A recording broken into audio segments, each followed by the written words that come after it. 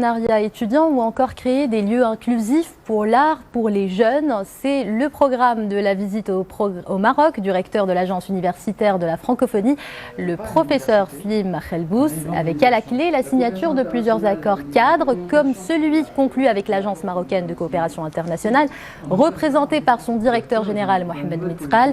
Cette convention a pour objet d'appuyer les différentes initiatives de développement sur les enjeux de soutien à la recherche et à l'apprentissage du français. Pour rappel, l'AUF, c'est le premier réseau universitaire au monde. C'est un opérateur de la francophonie pour l'enseignement supérieur et la recherche qui réunit 1007 établissements membres. Et en direct de Rabat, nous retrouvons justement le recteur de l'agence universitaire de la francophonie, Slim Khelbous. Bonsoir. Vous êtes encore au Maroc pour quelques jours. Concrètement, quel sera l'impact des accords que vous vous apprêtez à signer ? Alors c'est une visite importante du premier réseau universitaire au monde au Maroc, parce que le Maroc est un pays très important dans le réseau de la francophonie scientifique. Nous avons une dizaine de directions régionales dans le monde, dont une est à Rabat pour l'ensemble du Maghreb. Et nous sommes venus présenter à nos partenaires la stratégie de l'AUF pour 2021-2025, pour les 4 prochaines années. Et à cette occasion, on a la signature de plusieurs conventions de très bon niveau. D'abord, la plus importante certainement parce qu'elle est plus globale, celle avec du ministère de l'Enseignement supérieur. C'est un accord cadre qui englobe beaucoup de sujets. Ensuite, celle avec l'agence AMCI pour notamment la mobilité internationale des étudiants étrangers mais aussi marocains. On a aussi également une convention avec l'Institut français. Et puis enfin, une quatrième convention que nous avons signée avec l'ICESCO, qui est une autre organisation internationale pour la coopération interculturelle. Alors il y a quelques voilà mois… Voilà l'essentiel du… Justement, il y a quelques mois, l'AUF lançait une consultation mondiale inédite. 16 000 étudiants, professeurs ou encore entrepreneurs à travers le monde y ont participé pour exprimer leurs besoins. Qu'est-ce qui en ressort au juste pour la francophonie scientifique au Maghreb et plus particulièrement au Maroc ? Alors, merci de me poser cette question parce qu'effectivement, cette consultation mondiale est inédite.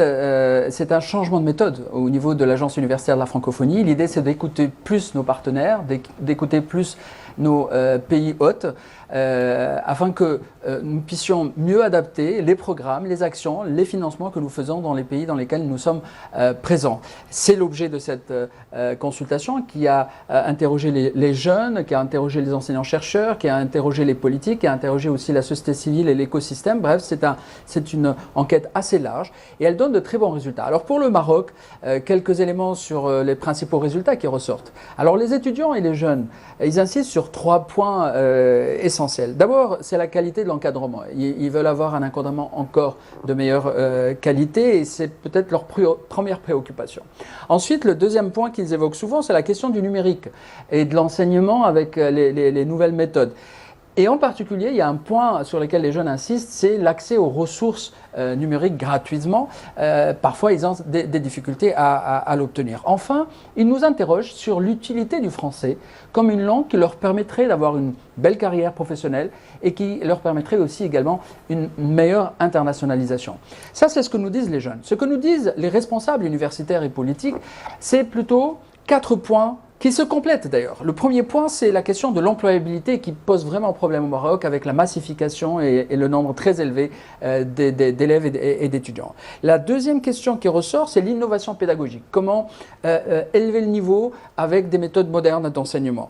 La troisième question qui est souvent évoquée, c'est la question de la recherche, mais pas n'importe quelle recherche, c'est la recherche qui donne des solutions au Maroc pour les défis sociétaux, une recherche appliquée, une recherche à action qui donne des solutions au pays. Et la quatrième question qui revient aussi, c'est comment faire mieux la coopération internationale, comment mettre plus les chercheurs marocains en réseau avec les autres chercheurs du monde. Alors des retours plutôt positifs, professeur Slim Khelbous. Nous avons proposé quelques solutions. Pardon, alors, madame ? Ce sont des retours plutôt positifs, professeur Slim Khelbous. Très brièvement sur ce prochain point, s'il vous plaît. Très brièvement, comment nous allons répondre à ces priorités, à ces préoccupations de nos amis marocains ici. D'abord, en créant de nouveaux espaces de services.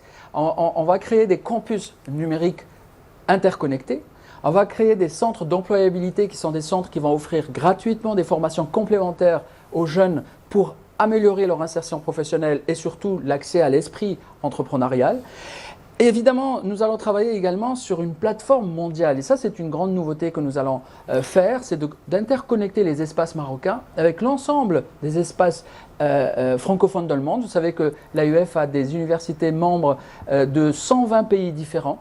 Absolument. Imaginez que le réseau va interconnecter toutes ces compétences dans le monde et ça crée beaucoup plus de coopération, beaucoup plus de réseautage. Professeur. Et c'est ce que nous souhaitons pour les universités marocaines.